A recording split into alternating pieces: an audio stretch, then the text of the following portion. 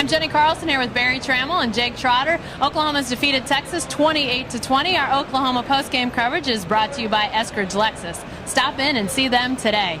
Hey Jake, let's talk first of all about DeMarco Murray. He had a pretty big day, and these last 2 years, not big days. Why did he have a better game today?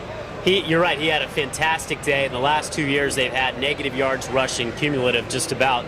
And I think coming into this game, he had the mindset, and his team had the mindset, we're going to keep running the ball. We're going to keep running the ball even if it doesn't work. And you saw in the first drive, the first 3 carries DeMarco had were for negative yards. And then he popped that 18-yard for the touchdown. And then you thought from there, we can run the ball on this team.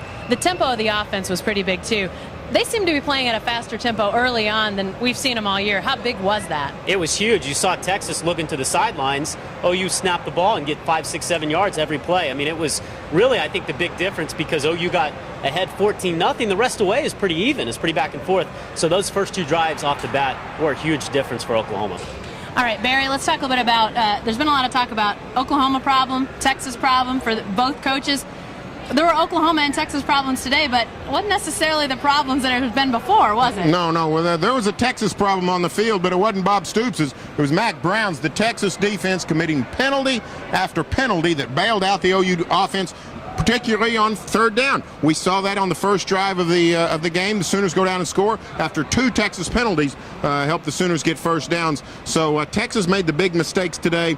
Texas is the team that beat itself. Last year, Oklahoma was the team that did that repeatedly. Not so this year. The Sooners playing much smarter. Until the last 5 minutes, of course, when the coaching staff lost its head, made a series of bonehead moves, a fake field goal, miscommunications on getting on a play in from the sideline, led to a Landry Jones fumble, and then the onside kick that nobody seemed to want to recover, miraculously rolled into the end zone with DeMarco Murray showing remarkable poise. Yeah. But it was a total mess of the last 5 minutes. First 55 minutes, Sooners played very well. Does Oklahoma have to feel like they almost got a little bit lucky considering they dodged so many bullets and so many penalties went their way? Well, I don't know. I tend to think if you don't commit penalties and the other team does, I don't necessarily think that's luck.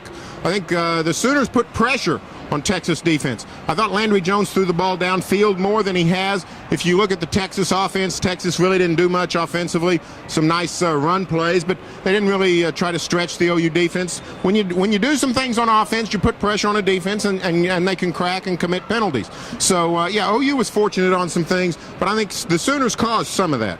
All right, guys, lastly, let's talk a bit about things that you're leaving this Cotton Bowl with, things you saw or things you feel about this team now 5 games into the season. What sort of stands out to you, Jake? This might be a team of destiny. You look at 4 of their 5 wins. They were up 3 touchdowns going into the 4th quarter, dodging bullets left and right those 4 games, but have come out with victories. And you've seen teams in the past. You saw with Oklahoma in 2000, Ohio State 2002. You don't always have to win pretty, just as long as you win, and this team is winning games. Barry, what about you? I come away from this thinking, Sooners, you fans, you're coming back to Dallas the first week of December, and you're getting the game you want.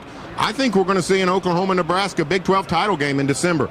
Now, Bob Stoops is right. They got a long way to go. Got 3 tough road games, Columbia, College Station, and Stillwater. But I think it's going to be very tough to keep the Sooners out of the Big 12 championship game where they would meet Nebraska. All right. Hey, stay with the best coverage team anywhere at newsok.com and every day in the Oklahoma. And remember, our OU postgame coverage is brought to you by Eskridge Lexus. Stop in and see them today.